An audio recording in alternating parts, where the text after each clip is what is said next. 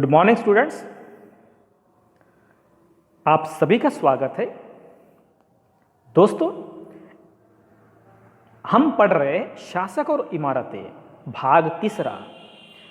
इसके पहले के भागों में हमने कुछ इमारत वास्तुकलात्मक शैलियों का परिचय कर चुके हैं।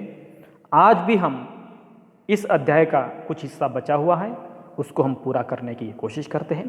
तो आज हम देंगे ताजमहल, क्षेत्र और साम्राज्य, मुगल भवनों पर क्षत्रिय वास्तुकलात्मक शैलियों का प्रभाव, आसमान छूते चर्च, ताजमहल स्थापत्य कला की जीती जागती तस्वीर, ताजमहल का निर्माण कार्य, ताजमहल को खूबसूरती का नायाब हीरा क्यों कहा जाता है। इन प्रश्नों के उत्तर ढूंढने की कोशिश करते हैं। तो चलिए, हम बात कर रहे हैं ताजमहल की। शाहजहां ने अपने पत्नी की याद में यह बेहद आकर्षक और दुनिया का एक 7वां अजूबा का निर्माण किया। शाहजहां ने अपने शासनकाल की भव्यतम वास्तुकलात्मक उपलब्धि ताजमहल के नक्शे में नदी तट बाग की योजना अपनाई थी। यहाँ सफेद संगमरमर का मकबरा नदी तट के एक चबूतरे पर तथा बाग इसके दक्षिण में बनाया गया था और नदी पर सभी अभिजातों की पहुंच पर उन्होंने नियंत्रित करने के लिए शाहजहां ने इस वास्तुकलात्मक रूप को विकसित किया गया था। दिल्ली में शाहजहांबाद में उसे जो नया शहर निर्मित करवाया था उसमें शाही महल नदी पर स्थित था। केवल विशिष्ट कृपा प्राप्त लोगों के ही, मतलब जैसे अभिजात जैसे होते हैं या उनके जैसे मतलब बड़े बेटे दाराशिकों को ही नदी तक पहुंच या उनको परमिशन थी। अन्य सभी को अपने घरों का निर्माण यमुना नदी से दूर शहर में करना पड़ता था। इसका मतलब क्या है कि नदी तट बागों में केवल अभिजात या शाही घराने के लोगों को ही अनुमति होती थी। और आगरा का ताजमहल निर्माण कार्य जो है वो 1643 में पूरा हुआ था। क्षेत्र और साम्राज्य की हम बात कर रहे हैं कि 8वीं और 18वीं शताब्दी के बीच में निर्माण संबंधी गतिविधियों में बढ़ोतरी हो गई थी। तो विभिन्न प्रकार के क्षेत्रों में बीच विचारों का भी कुछ पर्याप्त आदान प्रदान भी हो गया था। मतलब क्या है कि नई शैली, पुरानी शैली या बाहर की शैली स्थानीय शैली के साथ ऐसी मिक्स होने लगी थी। एक क्षेत्र की परंपराएं दूसरे क्षेत्र द्वारा अपनाई जाने लगी थी। उदाहरण के लिए हम देखेंगे विजयनगर में जो राजाओं की गजशालाओं पर बीजापुर और गोलकुंडा की वास्तुकलात्मक शैली का बहुत ही प्रभाव पड़ा था। विजयनगर राजाओं मतलब जो हिंदू राजा थे और बीजापुर और गोलकुंडा में करने वाले जो मुसलमान शासक थे उनकी वास्तुकलात्मक शैली का यहाँ प्रभाव नजर आता है। मथुरा के निकट भी स्थित वृंदावन में बने कुछ मंदिर होते हैं, इसकी वास्तुकलात्मक शैली फतेहपुर सिकरी के मुगल महलों से बहुत ही मिलती जुलती नजर आती थी। तो इस प्रकार से क्या होता है कि एक क्षेत्र से दूसरे क्षेत्र में जो निर्माण कार्य होते हैं इनका प्रभाव एक दूसरे पर होता था। यहाँ आप देख सकते हैं कि वृंदावन में गोविंद देव का मंदिर का अंदरूनी भाग यह देखिए। तो इस मंदिर का निर्माण जो 1590 में बनाया गया, जो निर्माण कार्य है लाल बलुआ पत्थर से हुआ था और 4 में से प्रतिच्छेदी मेहराब पर ध्यान दे, जिसमें बताया गया है कि इसकी ऊंची भीतरी छत का निर्माण किया गया था। जैसे मतलब आप यहाँ देख सकते हैं ऐसे क्रॉस करते हुए, तो यहाँ भी कुछ ऐसी रचना नजर आती है। इसमें वास्तुकला की यह शैली उत्तर पूर्वी ईरान मतलब खुरासान से आई और फतेहपुर सिकरी में इसका प्रयोग किया गया। तो ये शैली आ गई थी कहाँ से? उत्तर पूर्वी ईरान से, जिसको हम खुरासान बोलते हैं, और यह सिकरी और फतेहपुर सिकरी में इसका प्रयोग किया गया था। ये है वृंदावन में गोविंद देव के मंदिर का ये अंदरूनी हिस्सा। मुगलों के भवनों पर क्षत्रिय वास्तुकलात्मक का प्रभाव कैसे पड़ा? देखिए, मुगल शासक अपने भवनों के निर्माण के प्रति बहुत ही दिलचस्पी रखते थे और बहुत ही कार्यक्षमता से वो काम करते थे और ये वास्तुकलात्मक शैली को अपनाने में बहुत ही रुचि दर्शाते थे, बेहद दक्ष भी रहते थे। उदाहरण के लिए हम देखेंगे कि बंगाल में स्थानीय शासकों ने छप्पर की झोपड़ी के समान दिखने वाले छत का निर्माण करवाया था और मुगलों को यह इतना पसंद आया था कि मतलब कौन सा ये बांग्ला गुंबद इतना पसंद आया था कि उन्होंने अपनी वास्तुकलाओं में इसका प्रयोग करना शुरू कर दिया था। और अकबर की राजधानी फतेहपुर सिकरी की कई इमारतों पर गुजरात और मालवा की वास्तुकलात्मक शैलियों का भी प्रभाव दिखाई देता है। इसका मतलब मुगलों ने ईरान से लाई गई शैलियों में भी भारत में शुरू से ही अपनाई जा रही थी शैलियों का भी उन्होंने मिश्रण किया, और इसीलिए हम बोल सकते हैं कि सद्भावपूर्ण संश्लेषणात्मक तरीके से इसका इस्तेमाल वो कर रहे थे। और 18वीं शताब्दी से मुगलों की जो सत्ता थी वो धूमिल होने के बाद भी उन पर आश्रित रहने वाले कुछ शासक थे, उन्होंने इस वास्तुकलात्मक शैली का निरंतर प्रयोग करते रहे, और अन्य शासकों ने भी उनकी शैलियों का प्रयोग या अपना प्रयोग करते रहे। यहाँ हम देख सकते हैं कि आसमान छूते हुए चर्च दुनिया के अन्यत्र हिस्से में भी देख सकते हैं। जिस प्रकार से हम भारत में देखे हैं कि वास्तुकलात्मक शैलियों का आविष्कार, तो उस प्रकार से दुनिया में भी कई कई हिस्सों में बहुत ही बेहद तरीके से, बेहद आकर्षक रूप से कुछ वास्तुकलात्मक नवाचार का प्रयोग होता रहा था। 12वीं शताब्दी से फ्रांस में आरंभिक भवनों की तुलना में अधिक ऊंचे व हल्के चर्चों के निर्माण कार्यों के प्रयास शुरू किए हुए थे, और वास्तुकला की यह शैली गोथिक नाम से जानी जाती थी, गोथिक शैली। और इसकी गोथिक शैली की विशेषता यह है कि पहली है नुकीले ऊंचे मेहराब। आप देख सकते हैं नुकीले ऊंचे मेहराब, तो ये बहुत ही, ये देखिए ये मेहराब है, ये नुकीले है और ऊंचे है। और रंगीन कांच का प्रयोग यहाँ होने लगा था, जिसमें बाइबल से लिए गए दृश्यों का चित्रण और उड़ते हुए पुष्ते भी यहाँ नजर आते हैं। तो ये अगर अंदरूनी हम देखेंगे तो दूर से ही दिखने वाली ऊंची मीनारें, यहाँ दूर से मीनारें आपको यहाँ नजर आती है। और घंटी वाले बुर्ज बाद में चर्च से जुड़े गए, घंटी वाले बुर्ज हम देखेंगे तो ये घंटी वाले भी बुर्ज यहाँ नजर आते हैं। और इस वास्तुकलात्मक शैली के सर्वोत्कृष्ट जो उदाहरण होते हैं, ये पेरिस का नाट्रेडम चर्च है। नाट्रेडम चर्च है, ये नाट्रेडम चर्च उदाहरण है। और 12वीं और 13वीं शताब्दी के कई दशकों में इसका निर्माण हुआ। तो ये निर्माण कार्य 12वीं और 13वीं शताब्दी के बीच में हुआ था। हम अब देख सकते हैं कि फतेहपुर सीकरी के जोधाबाई महल है, ये जोधाबाई महल का एक दृश्य दिया गया है। ये छत के विस्तार को संभलते अलंकृत स्तंभ तथा टेक, ये गुजरात क्षेत्र की वास्तुकलात्मक परंपराओं से प्रभावित है। आप देख सकते हैं ये इस प्रकार की जो शैली है, ये जोधाबाई महल फतेहपुर सीकरी में, तो इस पर गुजरात के वास्तुकलात्मक परंपराओं का प्रभाव नजर आता है। हम बात करें ताजमहल की, तो आगरा का ताजमहल है भारत की एक शान और प्रेम का प्रतीक माना जाता है। यह उत्तर प्रदेश का तीसरा बड़ा जिला आगरा ऐतिहासिक दृष्टि से काफ़ी महत्वपूर्ण है, ये आगरा में है। और मुगलों का सबसे पसंदीदा शहर होने के कारण ही उन्होंने दिल्ली से पहले आगरा को अपनी राजधानी बनाई थी।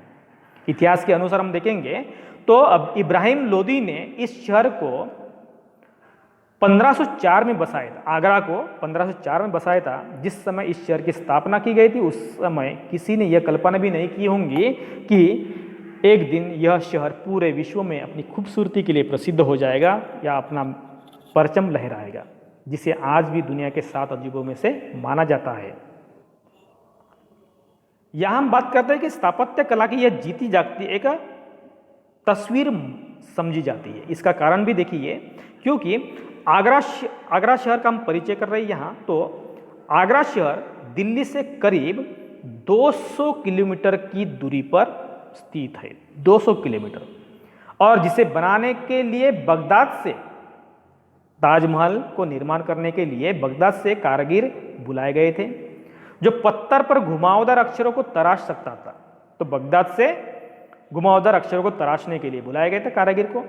इसी तरह बुखारा शहर से, जो मध्य एशिया में स्थित है, वहां से संगमरमर पत्थर पर फूलों को तराशने में दक्ष थे, ऐसे कारीगरों को बुलाए गए थे। और तीसरी बात है,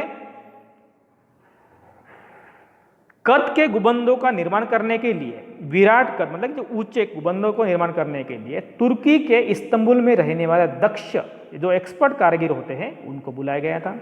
और मीनारों का निर्माण करने के लिए समरकंद से दक्ष कारीगर को बुलाया गया। आप देखिए कि इसका निर्माण कार्य करने के लिए अलग अलग जगहों से, अलग अलग देशों से कारीगरों को बुलाया गया था, और इसीलिए इसमें इतनी बेहद खूबसूरती नजर आती है।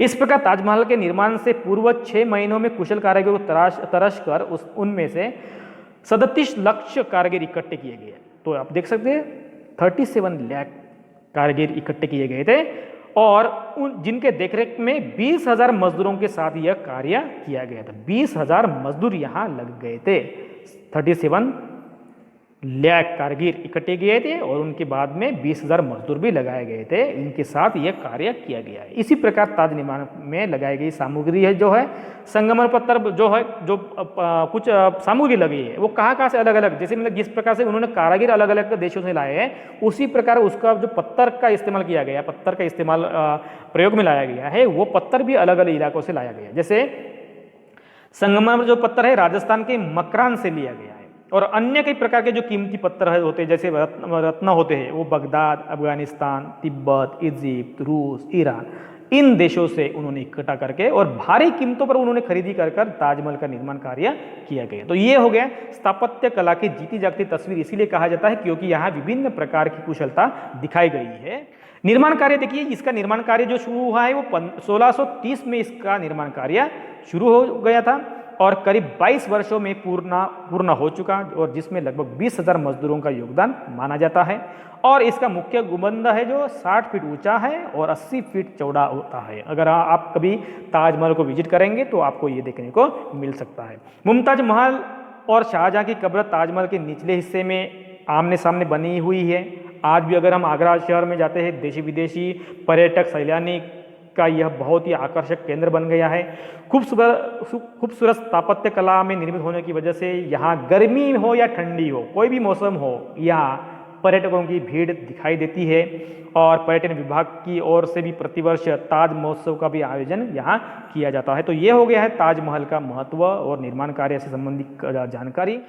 खूबसूरती का नायाब हिस्सा भी इसको कहा जाता है। इसका कारण देखिए कि मुगल बादशाह की मोहब्बत और शिद्दत का यह परिणाम ही है ताजमहल, जिसे खूबसूरती का नायाब हीरा कहा जाता है। गुंबदनुमा इस इमारत को जब आप सिर उठाकर ऊपर देखते हैं तो इसकी जो नक्शीदार छतें और दीवारें होती है वो बहुत ही आश्चर्यजनक नजर आती है। इसका इतिहास भी अगर हम देखेंगे तो इसका इतिहास तो बच्चे बड़े सभी की जुबान पर है कि मुगल बादशाह शाहजहां ने अपनी दूसरी पत्नी मुमताज महल की याद में ताजमहल का निर्माण करवाया था। यमुना नदी के किनारे इसका स्थान है। सफ़ेद पत्थरों से यह निर्मित है। अलौकिक सुंदरता की यह तस्वीर है। ये ताजमहल केवल भारत में ही नहीं बल्कि पूरे विश्व में भी इसकी एक अलग पहचान बन चुका है। प्यार की इस निशानी को देखने के लिए दूर देशों से हजारों सैलानी यहाँ आते हैं, हजारों पर्यटक यहाँ आते हैं। दुधिया चांदनी में नहा रहे ताजमहल की खूबसूरती को निहारने के बाद आप कितनी भी उपमा दे वह सारी फीकी लगती है, क्योंकि दुनिया में यह 7वां अजूबा और बेहद आकर्षक और उत्कृष्ट तरीके से बनाया गया है। तो ताजमहल के अलावा भी आगरा में और भी कुछ ऐसी इमारतें हैं जो देखने लायक है। जैसे कि उदाहरण के लिए देखते हैं कि आगरा फोर्ट। आगरा फोर्ट यहाँ के एक महत्वपूर्ण इमारतों में से एक है जिसका निर्माण कार्य 1565 में मुगल सम्राट अकबर ने करवाया था। ये भी स्थापत्य कला का एक बहुत ही बेजोड़ नमूना नजर आता है और यह लाल पत्थर से निर्मित है और इसीलिए यह लाल रंग नजर आता है।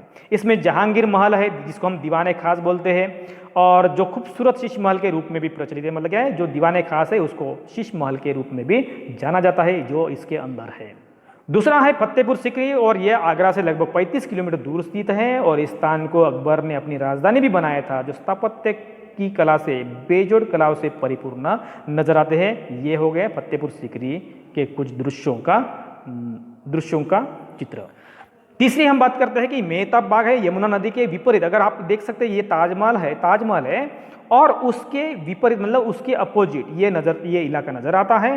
तो इसके पास ही ताजमहल के पास ही बना हुआ ये मेहताब बाग है और कई तरह के फूलों और उनके अनेक पेड़ पौधों से सुसज्जित होने के कारण विदेशी सैलानियों को यह बेहद आकर्षित करता है ये मेहताब बाग। चौथा है रामबाग और यह रामबाग जो बनवाया गया है, निर्माण किया गया है 1528 में बाबर ने बनवाया है।